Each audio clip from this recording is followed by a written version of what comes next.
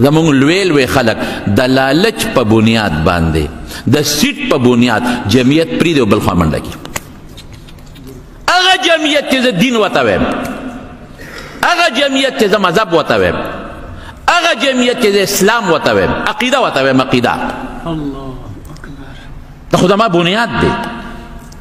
هغه جمعیت هغه جمعیت چې زه اسلامي سیاست ولا وایم، هغه جمعیت چې زه دلیل ولا وایم، هغه جمعیت چې زه برهان ولا وایم، هغه جماعت چې زه مذهب ورته وایم، هغه جماعت چې د شیخ الهند ټول جون ورته وایم، هغه جمعیت چې د حضرت عمر عدل د هغې دپاره دلیل او قرین ګرځوم.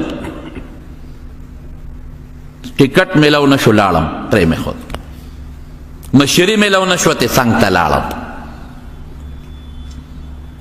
ما ته نوکري میلاو نه شوه حکومت مې دې څنګ ته لاړم. نه نه نه تزلزل به نه کې، نفاق ته به نه دانګې، استقامت به کې. لالچ تباه کړو.